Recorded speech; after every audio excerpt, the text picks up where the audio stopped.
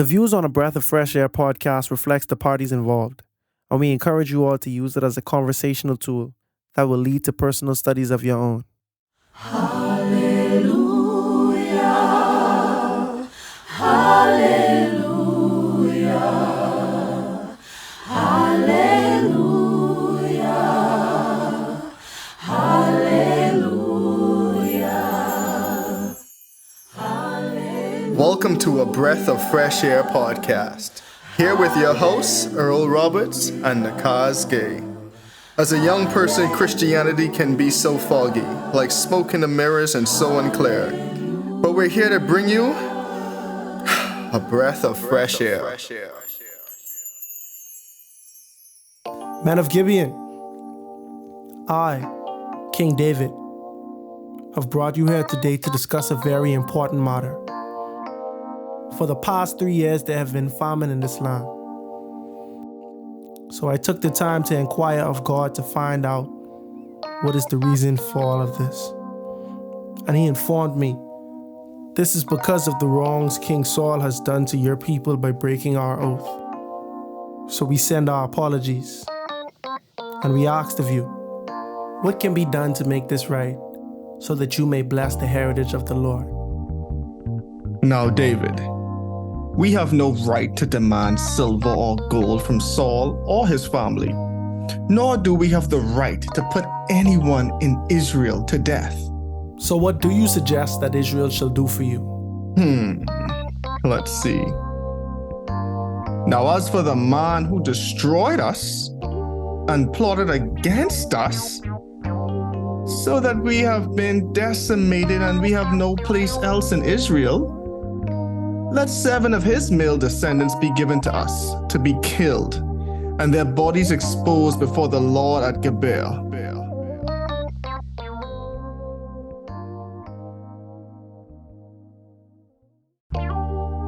In this episode, we delve into 2 Samuel chapter 21. The Israelites are dealing with a drought because of the sin Saul committed years ago, and now David has to avenge them.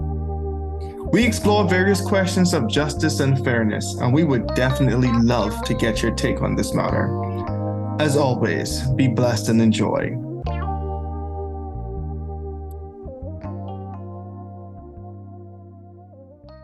All right, welcome back to another episode of a Breath of Fresh Air podcast. Here with your host, Nakhaz Gay, Earl Roberts II. Hopefully everyone had a great week out there. Hopefully everyone enjoys our content. If you do, please share it with a friend. Share it with a friend, hit that subscribe button. If you're listening on a streaming platform, give it whatever rating you feel we deserve. Also, if you don't mind, take a quick break, go to YouTube, leave a comment, hit the like button, share it with a friend if you want to.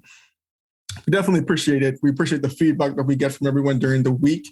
We just appreciate people tuning in, and not because we make you, because you generally enjoy the content, and it's definitely by God, not by anything that we do that, God's been great, man. God's been great. God's definitely been great. So we are back here. We're back in 2 Samuel. 2 Samuel is winding up. We are in 2 Samuel 21 this week. I think we only got, 3 chapters left after this one? Man, making progress. I don't even know how long we were in Samuel, though. I feel like we were in here for a while, but Yeah, I can't wait to get the Kings, bro. I ain't saying I'm tired of talking with David, but I'm ready to progress. Man, we only had a lot of David. We only watch him grow up. That's what I saying, bro. From 1 Samuel, chapter 16 or so, I think that's David and Goliath. All the way down here. This is a long arc, bro. This reminded me of when we was dealing with Moses. Moses and the Israelites. I mean, we still dealing with these Israelites. That's true. Oh, my. What do you think got it worse, David or Moses? Moses, for sure. Yeah. Easily Moses, bro. Come on, dog. Yeah. Easily Moses, bro. David had like 20 wives a day, bro. Like David had it so good, he found time to do foolishness. You see what I say? I don't think Moses had the time to do foolishness. I don't want to start like this, but anyway, bro, I think Moses had the time to do foolishness for real, bro. Like, Bro, Moses had it so bad, right? The only time he do foolishness, quote unquote, it cost him all time to get in the kingdom. And that's only because the people make him so mad. Right. He had it so bad that he do foolishness because he was mad at the people, bro. You see what I said? Meanwhile, David do foolishness because he was idle.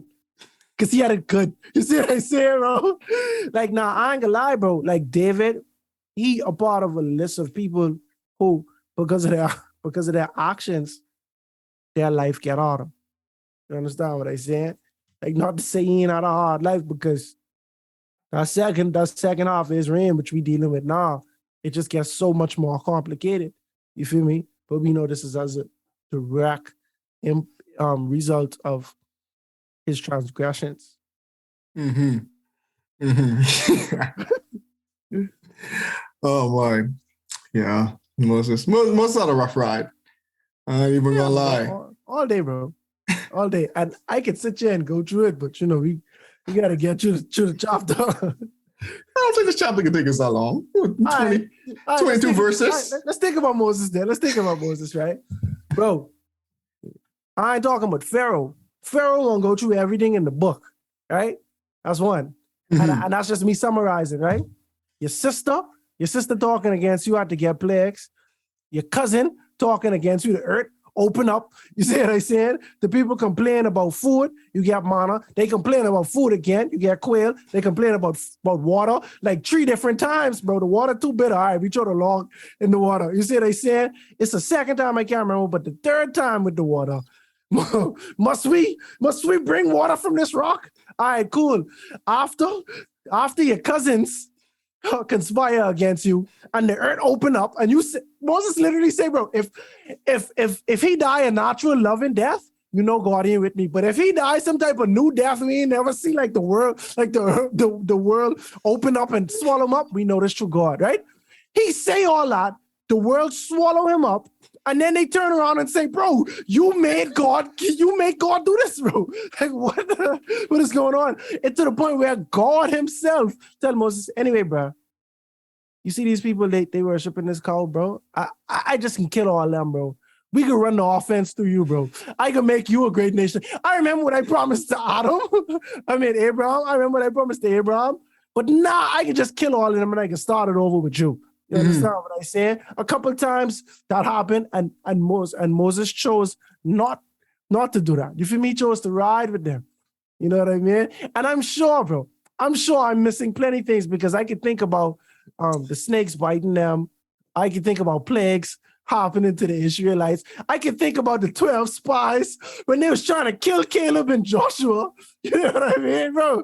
Moses had a ride, bro. Like, you got your brother saying he just threw the gold and silver into the fire and a cow just magically appeared.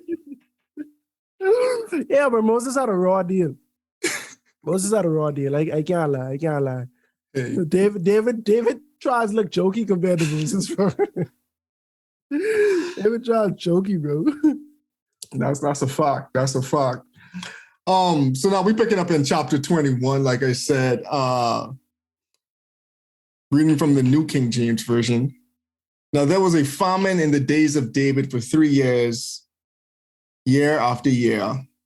And David inquired of the Lord, and the Lord answered, it's because of Saul and his bloodthirsty house, because he killed the Gibeonites.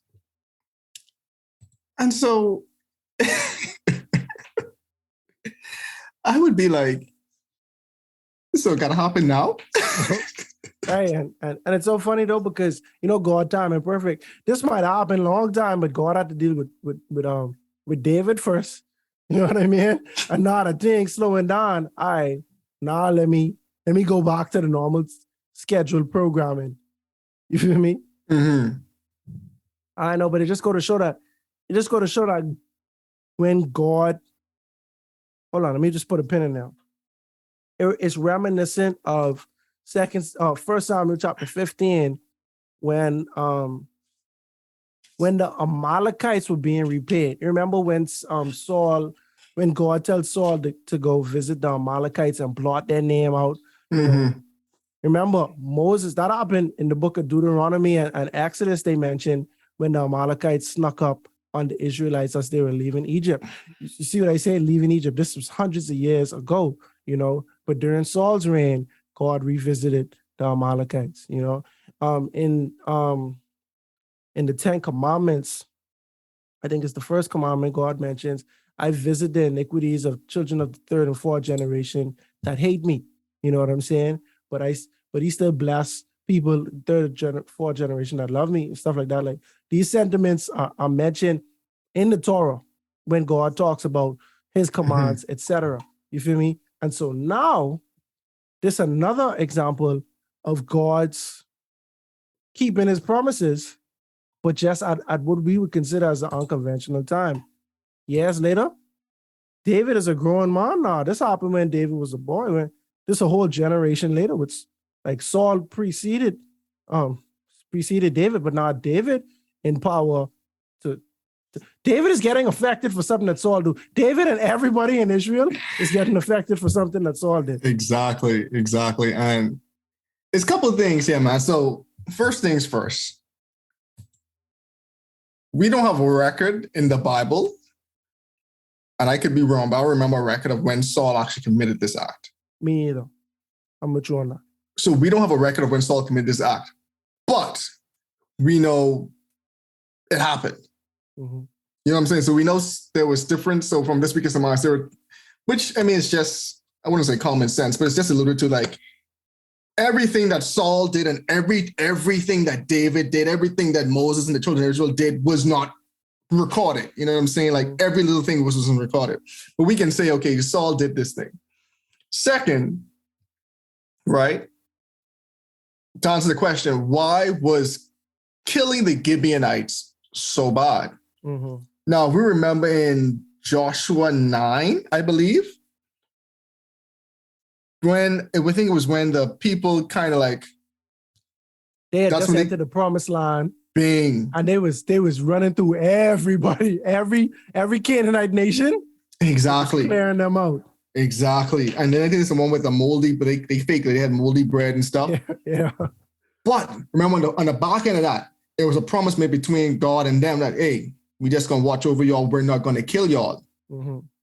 But think about it. This was a promise made hundreds of years ago. This was during Joshua's leadership. We done went through all of the judges.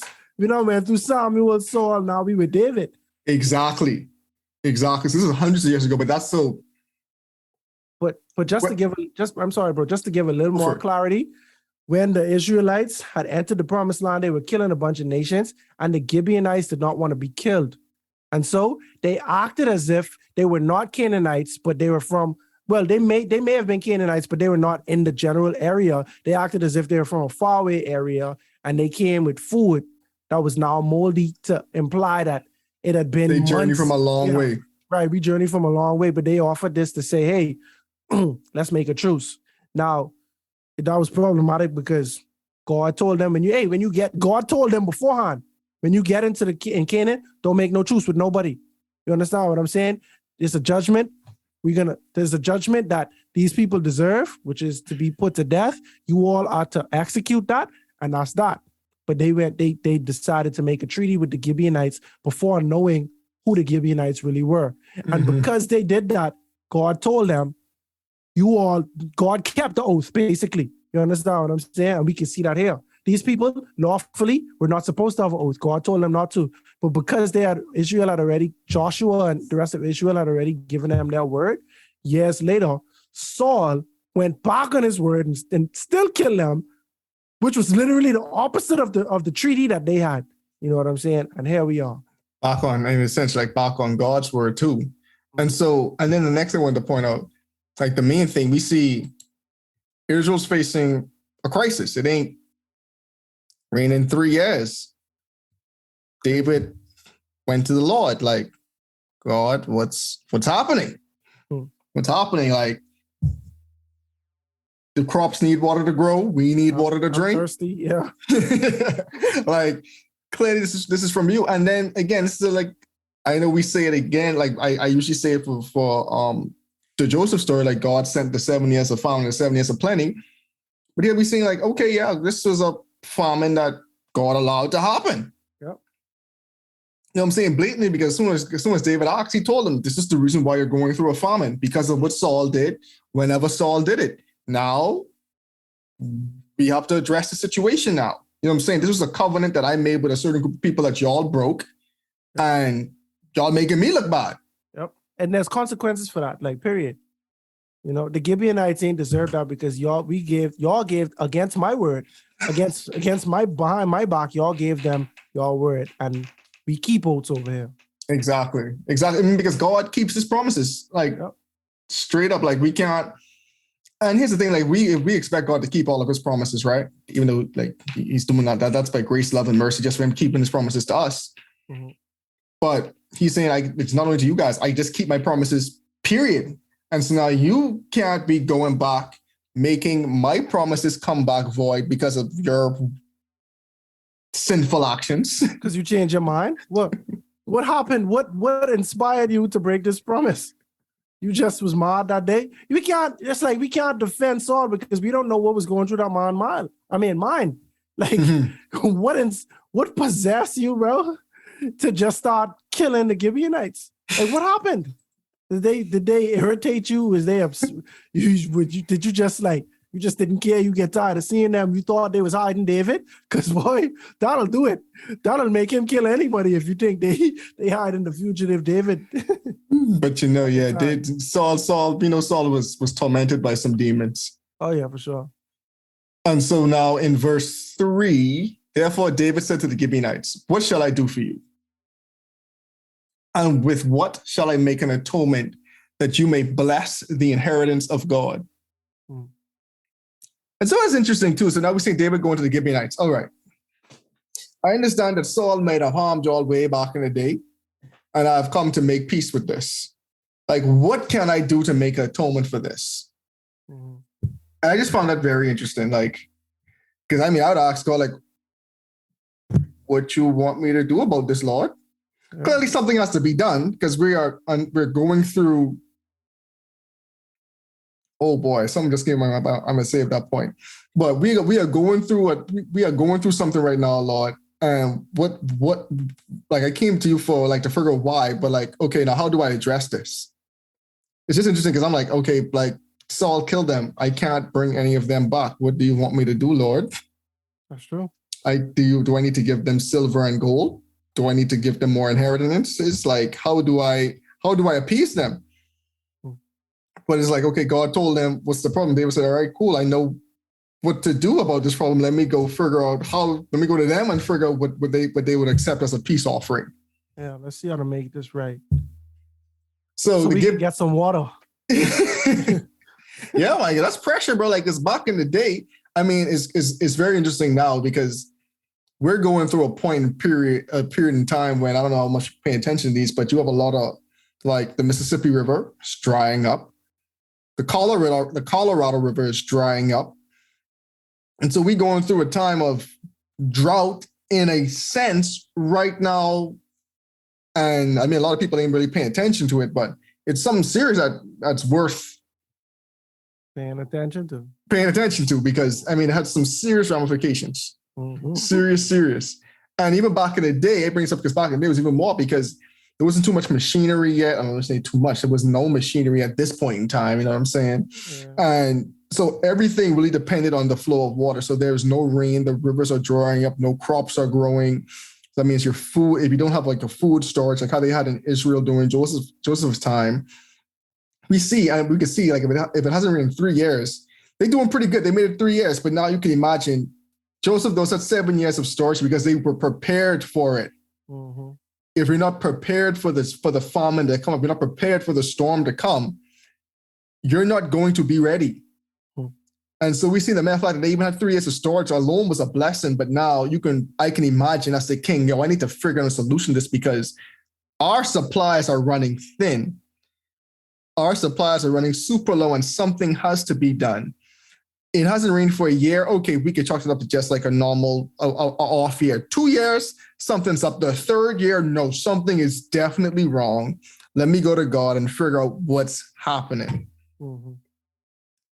And so in verse 4, the Gibeonites said to David, we will have no silver or gold from Saul or from his house, nor shall you kill any man in us for Israel. So I would have been like, okay, cool. Y'all ain't want no money. Y'all ain't want no riches. Naturally, I see why David said, but I don't. He said, whatever you say, I will do. But for me, I'd be like, what y'all want then? Yeah, no, it's personal. This a bloodlust. It's an eye for an eye type of thing. I'd have said like, what y'all want? I would say like, whatever you say, I will do for you. I'd have been like, what y'all want? Let me hear y'all out at least. See, but then guess what, bro? If you, let's say they only want one thing, right? And you say no, how that can help our water situation? You know what I mean? Because obviously, today you wake up with a mission. You know, like how when you're playing game and you just get little clues along the lines of what to do, who to talk to in order to complete this mission. You talk to God. God say, hey, the hint is in the Gibeonites. Now you go to the Gibeonites to find out what can be done to get your water. And if they tell you something and you say no, what can happen then? You know what I mean?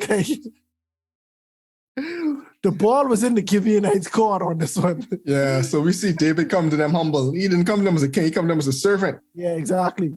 Whatever you want, bro, I am gonna give it to you because we need that water cut back on today. It was interesting too how David kept on saying that you may bless the inheritance of the Lord. I don't know. I just found that interesting. Yeah. But the king answered, and they answered the king, as for the man who consumed us and plotted against us, that we should be destroyed from remaining in any of the territories of Israel. Let 7 men of his descendants be delivered to us, and we will hang them before the Lord in Gibeah of Saul, whom the Lord chose. And David said, I will give them. Now, this is a little conflicting to me, bro. Mm-hmm. I hate to bring up something that I don't have a resolve for, but just a little food for thought. I do not question that this was God's will because, God made it very clear that the Gibeonites needed retribution, So I'm not arguing with that. They don't want money, bro. These people want blood. They want a pound of flesh. You know what I mean? However, the person that they are angry with or the person that they want, the person that caused them this harm is no more.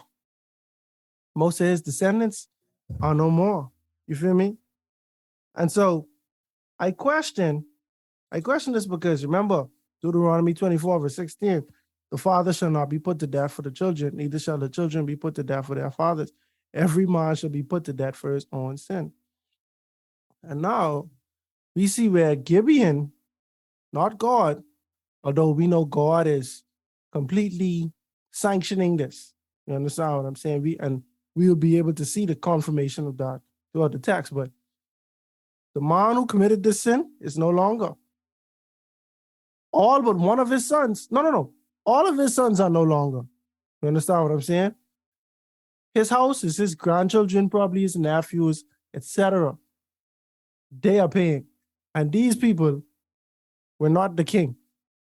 These people had no decision in all of this, So I right now, and this is just me being transparent with the part, I struggle to understand why this is the proper course of action. I can understand from a human standpoint. I want my lick back, bro. I ain't taking loss, bro. You offend me, I get you back. It's kind of like what we was talking about last episode. You feel me? Our people was killed wrongfully. We got to kill y'all. You know what I mean? That's the only way we could be even. And so it's interesting. It's like, okay, the human concept of justice is just so fickle. Mm-hmm. Because what is justice? Let's just be honest. What is justice? And this reminds me of Genesis.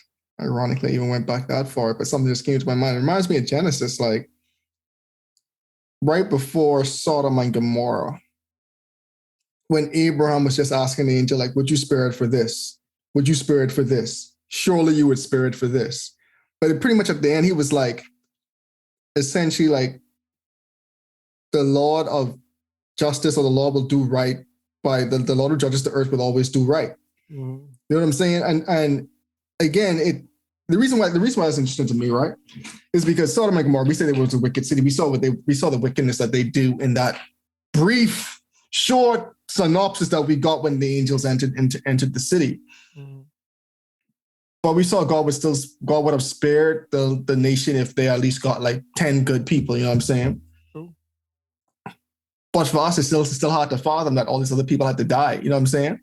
And then now it's a weird story, but and I don't want to say it's the cop over the same. We have to trust God because God is justice, and there's many things surrounding the details of this story that we just don't know. Mm-hmm. You know what I'm saying? Like we don't know the circumstances that Saul killed them. We don't know what led him to that, what provoked him to kill them. We just know that Saul slaughtered them. Mm-hmm. You know what I'm saying? And the context matters, even though we weren't provided the context. Should we still not trust God? Yeah, see, I know for a fact that God is just. You understand what I'm saying? So whenever, and this me, other people reading the Bible might not have this outlook, but I am fully convinced that this is a compassionate God, full of grace and mercy, who relents from giving people consequences, bro. Like I mentioned Ezekiel 3 before. You know, I was reading the book of Ezekiel recently, bro. Like a couple of times, like two things that really strike me that I continue hearing in that book is when God talks about if an unjust person is given the truth and they turn from their unrighteousness, you know, they'll be saved. As the inverse is true. If a righteous person turns from their righteousness, they're going to be lost. Another thing God keeps saying in that book is, I do not take delight in punishing the wicked, bro. I don't know if you all think I just into that. I do not like that. I wish that people will turn away from their sins and be saved. You understand what I'm saying? So when people are getting punished, I know that God is not taking joy in that. You feel me? And I accept that, and I know that this is just, but I do not have all the pieces together at this moment as to why this is just. You know what I'm saying? Because all I could see is people who were not a part of the sin getting punished. And I know that's not what God is into. God speaks against that. That's in the law. Mm-hmm. You know, father and son should not be persecuted for the sins of, since son shouldn't get persecuted for the sins of the father with the son, etc. You know what I mean? And so like this is just, I like stuff like this because thought-provoking. Mm-hmm. It challenge you to, it's the precept by precept challenge. You know what I mean? Like this makes sense here, but if we throw another scripture here, does it pass the precept test? You know what I'm saying? Exactly. Go for it. Keep going. And because I know that God is righteous, I understand that this was necessary, but the why is unknown to me at this time, you know? I mean, because we're going to see that it resolved the actions, but like even just going back on the part of like just understanding if it makes sense or not. Like we talk about Job a lot. For those who don't know, Job essentially was a person who was zealous, served God, one of God's best Christians, to lack of a better word. Blameless in this generation, you know what I'm saying? Mm-hmm. But God allowed Job to go through severe trials. Mm-hmm. You know what I'm saying? Go through severe trials, whereas Job's own wife was telling him to curse God and die. And Job literally said, can I not expect the bad with the good? You know what I'm saying? Like, I can't expect all the blessings and not any of the curses, even though I haven't done anything wrong. And Job, no, we didn't do anything wrong. And one would argue Job didn't deserve what he go through. We as readers reading them are like, we don't think Job deserved this. And essentially Job has started to question God, like almost demanded that God come and explain himself. Mm-hmm. And God never really gave Job an answer, but God essentially was saying in a synopsis, whenever we get to Job, we're going to break this down because there's a lot of powerful stuff in the book of Job, but it's like, do you understand what it takes to keep the cosmos in order? You know what I'm saying? It's like your human mind can't conceptually grasp what it means to be God. You might think you understand the concept of justice, but your concept of justice is tainted by sin. So you can't possibly understand what anything truly good and right and just is. Mm-hmm. So it's weird because we're reading this through our lens, through our sinful lens, and it's hard to rationalize. You know what I'm saying? It's hard to rationalize, but we have to trust that it's just, even when it's disturbing. Mm-hmm. You know what I'm saying? When it don't make sense to me, that don't mean it's unjust. You feel me? Like, that's just what it boiled down to. And it's like, so funny because like last episode, I'm sure I'm not the only one out there who had no problems killing a massa. That sounds bad when you say it out loud. Yeah. But what's the difference? Context. You know what I'm saying? Yeah. You know, like, what's the difference? Because just because one feels justifiable doesn't make it right. And the reverse can also be true. Just because something can't be justified doesn't make it wrong. And it's a hard concept to grasp. Yeah, that's true. Very true. Well spoken. Well, that's only the Holy Spirit. I can tell you that. And so it's so funny because I want to make light of the verses that come in next. I don't feel like I can make light of it anymore. But in verse 7, the king sped Mephibosheth, the son of Jonathan. Right. just in case you got it confused. Yeah. The son of Jonathan, the son of Saul, because the Lord's oath was between them, between David and Jonathan and the son of Saul. And so just here in verse 7, I'm starting to get the concept of what this chapter is really about, like the importance of these oaths that were made. Because naturally, again, in our justifiable mind, who would be the first person that should be worthy of getting off with, oh, you want people from Saul's house? Think about it. They didn't even really say all of Israel, because it would have been like that would have been easy. Y'all kill us. We just want 7 of y'all. That's just a true eye fight. They're saying, nah, we want the people from Saul's house. We want specifically his blood. So who not better to offer up than Mephibosheth? Like this Saul's direct grandchild. You know what I'm saying? Mm-hmm. But David said, nope, I made an oath between me and his father that I would protect his household. God's binding that oath. I'm not offering him. I might offer up Shimei. I ain't even gonna lie. But he was very contrite with Shimei, and Shimei came repented and offered up his apologies and was sincere about it. And spared him. Shimei can get his things, bro. Oh, is this coming? No, Shimei can get his things for sure. Not in this book though. Not in this book though. Yeah, we can wait. Yeah, we go wait. King's got a lot in store. Mm-hmm. So the king took Armoni, and Mephibosheth, not to be confused with Mephibosheth. Right. Because I was confused. I was very perplexed. I ain't even gonna lie. The first time I was just like, so, but did you just say you wasn't taking Mephibosheth, but you take Mephibosheth? Like, you going back on your word? Okay, quick like that?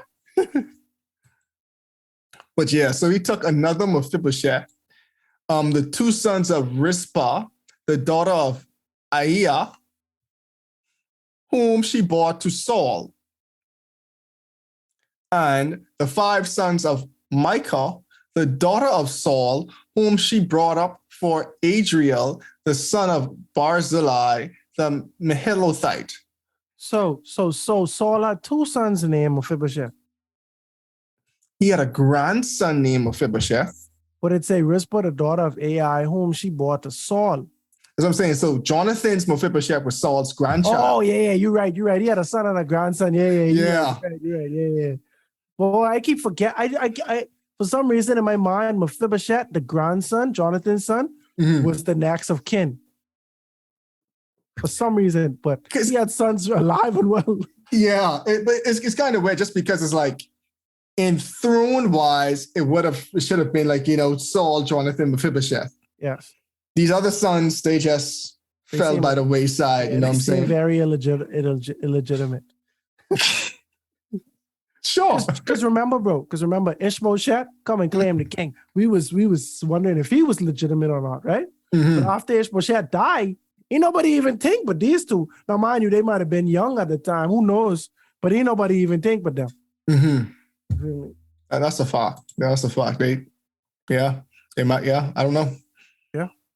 So in verse 9, pardon me, he delivered them into the hands of the Gibeonites, and they hanged them on a hill before the Lord. So they fell, all 7 together, and were put to death in the days of the harvest and the first days in the beginning of the barley harvest. Man, I just wonder how defeating it would feel to know that, I got chosen for this purpose. Boy. It ain't no getting out of this. You know what I'm saying? Like the king saying, yeah. Yeah, hey, you. Yeah, and the rest of y'all to make 7, come with me.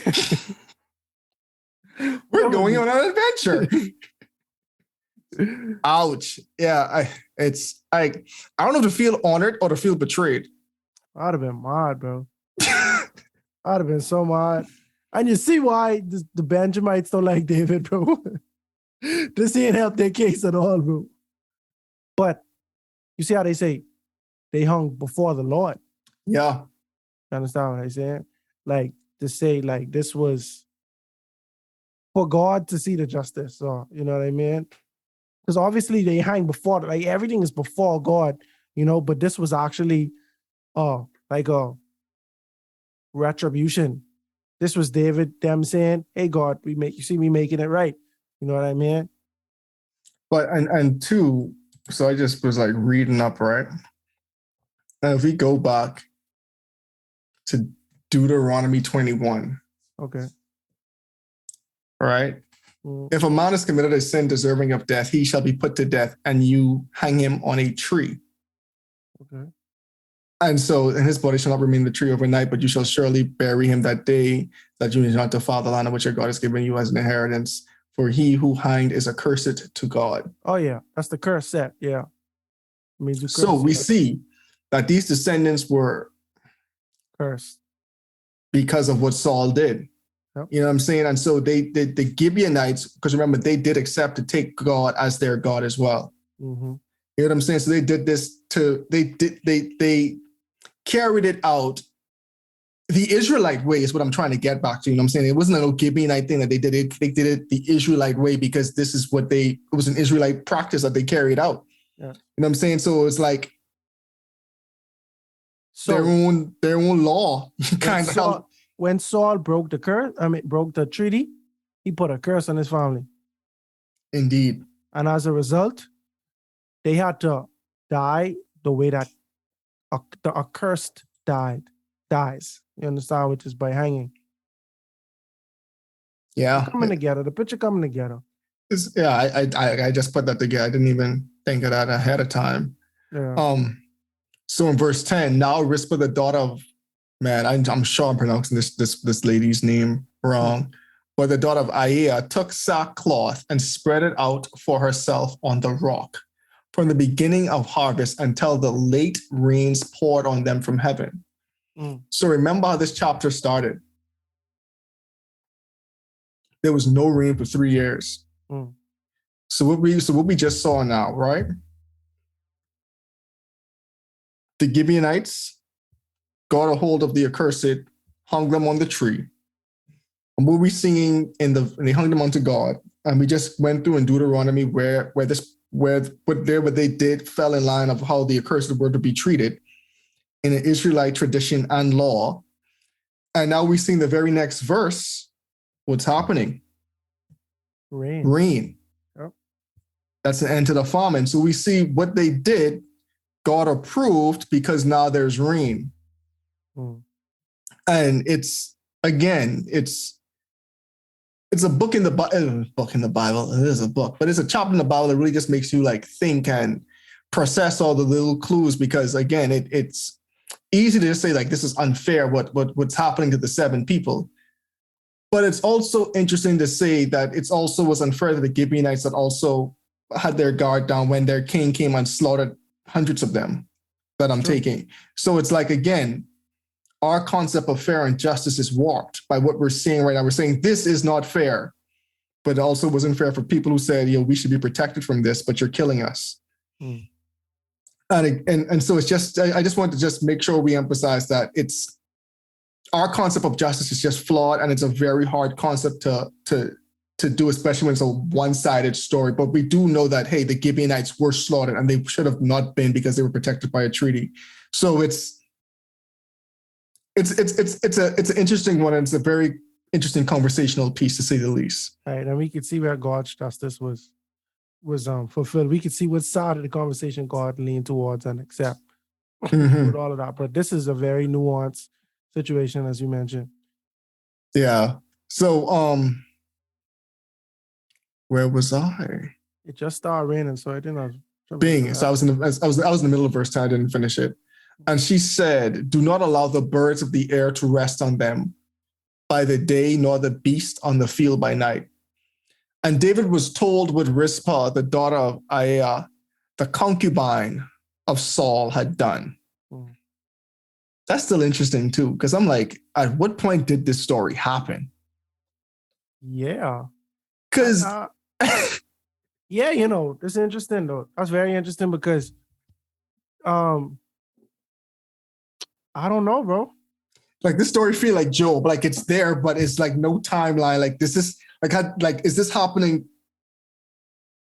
before any of this stuff happened? Like, what just happened? Like, what we just went through, or is it happening after it? But because I just feel like the concubines of Saul, if you're David's old age, they should already be, I wouldn't say dead, but yeah, if David old and y'all was Saul concubines, like, wait, are y'all immortal, bro? Like, are y'all still around, bro? But not to be funny, right? But and you see in this chapter, you see they talking about the Philistines, bro. Yeah, right? we about to talking about them in a bit. Yep. We're about to talk about the Philistines, but in Chronicles, this story about the Philistines, when they meet the Philistines, they mentioned this right around the time when David was fighting the Ammonites, bro. All of these is like preceding chapters, like right one amongst each other. Now, obviously, Chronicles, they don't go into David's transgressions. They don't go into the messy stuff that happened to his family. They just strictly stick into conquest. You know what I'm saying? And so who knows, bro? Who knows when this happened? Like, this is interesting. Yeah, it just, it had me thinking, I was like, when? What's the timeline here? And it's also interesting too, because some could argue that's not the main focus of this chapter. You know what I'm saying? We kind of see what the main focus of this chapter was, but like the timeline, some would say probably not even that relevant. That's not the main focus here. True. So then David, reading from verse 12, then David went and took the bones of Saul and the bones of Jonathan from the men of Jabesh Gilead, who had stolen them down from the street of Bethshan, where the Philistines, and hung them up. For the Philistines had struck down Saul and Gilboa. So he brought up the bones of Saul and the bones of Jonathan, his sons, from there. And they gathered the bones of those who had been hanged.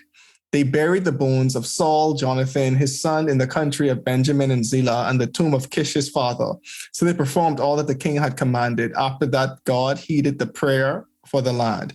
Which is also true, because I'm like, yo, you just getting the bones of Saul and Jonathan. I would feel you've done that a while ago. Long while ago. And I'm saying, so it again, just that's the time, like, what is the timeline that this happened? But do you have any like thoughts on that part of the story? I mean, but he might have just get them bones to appease the concubine, though. He might have not really even been concerned with them bones. Probably. Or maybe he might have not have been in a position to get the bones, ask them for the bones, and they oblige. Who knows? You know what I'm saying? I mean, at the end of the day, we do know that God was upset because of the oath that was broken and a curse was put on Israel and, Saul, and, they had to make retribution for that. And, go for it, finish. No, go. I just want to say, like, too, like, this reminds me, I guess you say my main point too. It's like how verse 14 ends, and after that God heeded the prayer of the land. And how I interpret that, and I want to give you a different interpretation. It's not that God wasn't answering their prayers, because again, we don't know the timeline of the story. But we just know at this point in time, for whatever reason, God was like, I need to address this sin. I need to address this sin now. Why now? Again, Earl can't give you the answer. I really don't know why it was at this particular time. God was like, we need to address the Gibeonites, what the Gibeonites were going through. Who knows? They might have been praying hard, and God was like, yep, definitely need to address this. And God's infinite wisdom, he knew when it was the right time to address this sin. You know what I'm saying? Because it didn't like when the Gibeonites were getting started, like God didn't know. You know what I'm saying? So I don't want to make it seem like God was oblivious to the fact that, oh yeah, it's about time I addressed this sin. Like I forgot about it. No, God just said, okay, at this point in time, I'm going to address it. And David's going to be the one to address it, not even Saul. Why again? I don't have the answers for you. But this reminds me of when, like, remember, boy, going back to Genesis a lot tonight. But remember in Genesis when Moses was about to go back and free the Israelites, you know what I'm saying? Like about to go back to Pharaoh. God had just given him instructions like, yeah, I want you to do this. You're going to be the one. But it was like right after that, an angel of the Lord came ready to kill Moses. Yep. And even when we did the point, we were like, what happened? What just changed? Why didn't you address this earlier? You just was talking to him. Right. You know what I'm saying? But then God was like, all right, you didn't do something that you were supposed to do a while ago. Yeah, but now it's time for me to actually address this right now. You know what I'm saying? So in God's infinite wisdom, he knew the time when he needed to address it. And it's just proof too, because God was just talking to Moses before. So he was just answering the prayers of Moses before that, when he was just like, yep, your child isn't circumcised. We need to address this right here now. Same thing with David and the Israelites. He was answering their prayers, but he was like, yeah, y'all need to address this sin, this elephant in the room that no one's addressed before I continue. I can't act like everything is good when my promise was kept and no one seems to even act about it. And I'm even wondering too, if David knew, but just didn't do anything about it. Like that was under Saul, not my problem. I ain't going to deal with it. I ain't going to touch it. I ain't even going to address it. And God was like, yeah, nobody. You had your chance. Now you need to actually address what happened. Yeah, because, you know, what we do know about God's patience is that God gives us time to repent, to make things right. You understand what I'm saying? That's why Saul was promised that his kingdom was going to be taken away, but it was years later. You understand? David was on the run for a while. It was a time when David was even in the Philistine land for over a year, it's like 18 months or so. You know what I mean? So God promised Saul your kingdom going to be taken away, but it wasn't immediate. A lot of things just ain't immediate. God promised Adam and Eve that you will die if you eat of the fruit. Adam lived to be 900 and something. You know what I mean? Like these things don't be immediate, but like what we do know is that when God prolong or God give us time, he given us opportunity. You know, he given us opportunity to repent, to confess our sins, to make things right. And that's probably what the case was, because God saw it fit that the whole of Israel had to feel. You know what I mean? It's like, anyway, the whole of Israel got a feel, bro. And that made me to believe that David was aware. Like I say last episode, bro, like the way news used to travel back then, people didn't really used to be retaining things like how we just don't talk about certain things. Like I feel like it was just natural for everybody just to share everything that they just found out about. Like just talk, like just talk about it, because there's no newspaper and thing back then. I don't know if they had a way that they used to tell the news to everybody, but people were informed, and that's just how it is. Country courier. Keep going. Yeah, that's just, however they got to do it. And so I find out to believe that people were killed. Oaths were broken. And you don't know about that. Now, David was on the run. Now, you might have just not know at the time, because that might have been during that time. But if it wasn't, if this happened when you was a boy, everybody know that, and you probably was thinking, yeah, that was wrong. You know what I mean? That was wrong, dog. But what I can do, But you could do something now. And then you probably thinking, oh, that was so long ago. You know what I mean? And right. And so we see God come to David and show David, you got to handle this. And unless you don't want no water. That's a the choice is yours. That's a fact. That's a fact. And it's just interesting. It's just interesting. And now in verse 15, we get a whole story switch. Yeah. We reverse we change gears. And this also, and seeing that this part of the chapter makes me believe if the two are connected, which it's just no way to confirm or deny that. Mm-hmm. But like this one makes you feel like, okay, this was like in the latter part of David's reign. And we're going to get into why. So in verse 15, when the Philistines were at war with Israel again, David and his servants went down with them and fought against the Philistines, and David grew faint. This would imply, okay, David in his elder years. Right. And can't keep up in, well, let me rephrase that. He cannot keep up in battle anymore. His body can't do what it once used to. His sword swing ain't as swift as it was. His defenses ain't as sharp no more. He ain't killing 10,000s no more. His numbers going down. No, he's struggling with tens now. Right. Then Ishbai Benob, who was one of the sons of the giant, the weight of his bronze spear was 300 shekels, who was bearing a new sword, thought he could kill David. So he saw some weakness in this once strong king who killed my descendant Goliath. I think that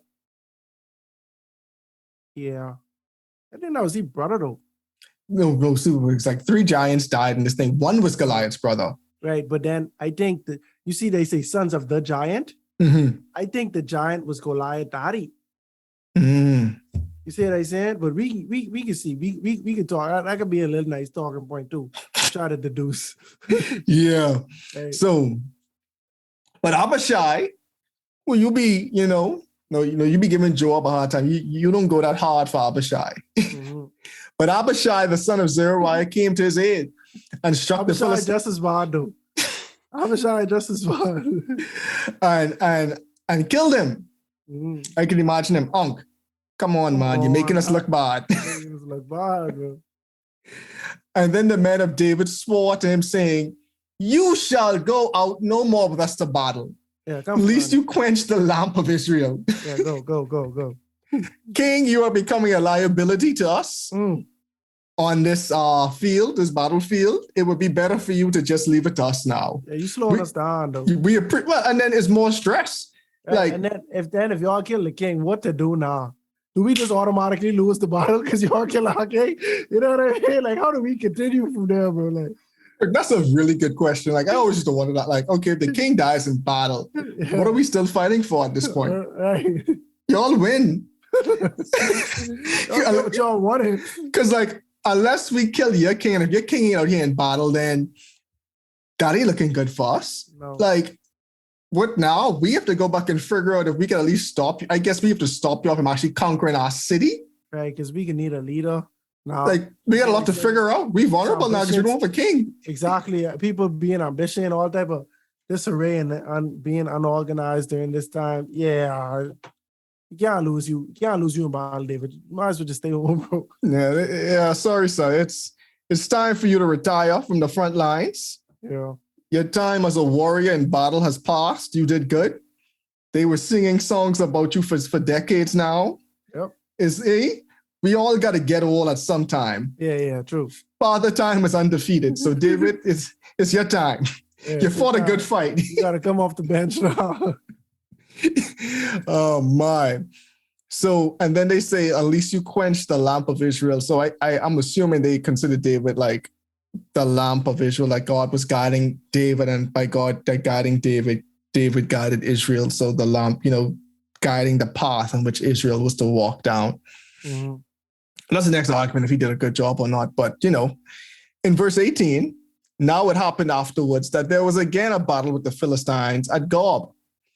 And Shibbekai, the Hushathite killed Saph, who was one of the sons of the giant. All right, there's another son of the giant we talking about. Mm-hmm. Okay. Again, there was a war in Gob with the Philistines where Elhanan, the son of Jerah Orgim, the Bethlehemite, killed the brother of Goliath the Gittite, who was shaft. The shaft of whose spear was like a weaver's beam. Okay. Interesting commentary there. So that's the third person. That's the third giant get killed. Mm-hmm. Okay. Yet again, there was a war in Gath where there was a man of great stature who had 6 fingers on each hand and 6 toes on each foot, 24 in number. And he was also born to the giant. Right. So there's 4 sons of the giant. Mm-hmm. And we know one of them is the brother of Goliath. Correct. You understand what I'm saying? So if they all have the same daddy and Goliath have the same daddy, then, we could deduce that these was Goliath's brothers. And their father also was a giant. Yeah, I was just wondering, why we just don't cut this off from the source? Why we just don't kill? These last couple of podcasts have me sounding so dark. But why y'all just don't? Just like the giant is obviously a problem. Let's go and kill the giant. But that's the thing. We killed Goliath, right? And he was a part of the army, and we go about our business. But now, these Goliath little brothers probably, or just his brothers in general, they want to avenge him. Mm-hmm. But they ain't just coming right back. These people waiting 20, 30, 40 years, like let's say 20-something years later before they try to get Jerusalem. This is for my brother. You understand what I'm saying? They might not even know. I mean, they probably did know because it's hard to hide a giant. You know what I mean? Fox. But I guess I'm not to say we only got 2 verses left, so let me just finish read this. Mm-hmm. So when he defied Israel, Jonathan, the son of Shimei, David's brother, killed him. Mm-hmm. So David's brother's round still in on. Boy, I tell you. And these were 4 men born to the giant of God in Gath, and fell by the hand of David and by the hand of his servants. Mm. And so, if we remember way back in 1 Samuel, right? When there was one giant, mm-hmm. the army of Israel was shaking in fear. That's true. Because the king at the time didn't even want to go out and battle against the giant, right? Mm-hmm. Now, the king, y'all tell him retire from the front line, but in the face of 4 giants, y'all saying, well, we got this. Yeah. Yeah. We got this. And the reason why I bring it up, it just really shows how the king already set the tone and the army's trust in God. Because in verse 21, yeah, he defiled Israel. Jonathan was like, yeah, okay, you got to go too, bud. Mm-hmm. But it wasn't no hesitance. It wasn't no shaking in their boots. It wasn't no quivering. It was that's all y'all got. And then think about it. Jonathan was one of the people who was scared back then. Because, David only had older brothers and all of them was in the army. Now, exactly. As for Shimei and them, we didn't know where Shimei and them was because Shimei and them was the group of scoundrels, quote unquote, or whatever you call them, misfits that come follow David when he was in the cave. You understand what I'm saying? We ain't really hear with these brothers before them. But Jonathan, we know you was one of them, said who was scared back then. Mm-hmm. Now look at you. Look at the growth. You killing a giant one-on-one. Exactly. And then his nephews and then the 2 other guys who just round. But it just really shows the growth of this, but it just shows the example that David already set. And, the king had no fear because in his old age, as we can see, we're still out there trying to, swing his sword. And it was like, hold on, bud, your time has come. We got this. Mm-hmm. We got this. But the example we already set gives us the confidence to carry on and do this thing. Because if this was, I want to say 5 decades ago, we would have been shivering. Yeah. So that's just interesting. And I mean, here ends chapter 21. For me, it was interesting. What we just saw, the growth in the Israel army, and just we know we wrapping it up. 2 Samuel, we only got about, I think, 3 more chapters left at this point. So we can see David's coming down to the end. But it's just interesting, one, seeing the example he was setting, how it really just, inspired the army and where the army is to the place now. And then for me, the beginning of the chapter, it just dealt with, like, again, we mentioned this earlier in the episode, but it dealt with several stuff, like, just makes you think. It was one of those chapters that made you think, like, okay, what is justice and how do our human minds rationalize the concept of justice? Because we perceive good and evil through our lens. We think we find ourselves thinking things are good when they're bad, and we find ourselves thinking things are bad when they're actually good, because our knowledge of good and evil is warped. You know what I'm saying? Like, we think we're like gods, but we're not fully like gods because we don't have the full understanding that God has. And that would be hard for some people to accept. They might give me a lot of pushback on that statement, especially a lot of people saying we are gods. We're gonna get in that debate on another day. But it's just interesting. And it shows that, like, our ways are not God's ways, you know what I'm saying? And things that we understand, it can get challenged at any point. You know what I'm saying? Even reading the Bible, like, okay, does this make sense? You know what I'm saying? Like, does this make sense? And also the importance of the promises that we make and the oaths that we make. We see, again, this was an oath made to these people 400 years before David's time. You know what I'm saying? Centuries ago. Saul broke it decades ago. But that oath was still important to God. You know what I'm saying? And if we can still hold on to that promises, because God made us directly many promises in the Bible. And if we see how seriously he took this promise, I personally say we can safely assume he takes the other promises that he made to us equally as like, he holds those equally as dear. You know what I'm saying? So, like, he really wants us to trust that, his words will not return unto him void. Like, again, we don't know how long it took the Gibeonites to get their retribution. We have no idea when Saul did it. We have no idea the timeline that lagged until David gave them retribution. But God said, no, I haven't forgotten my oath to you guys. And I'm sorry that things happened that went against this oath, but I'll make it right. And it might not be in the timing that you expect it to be, but overall, my timing will be perfect. And some can argue if it's perfect or not, but God's saying, my timing will be perfect. So I guess that's my brief takeaway from this chapter.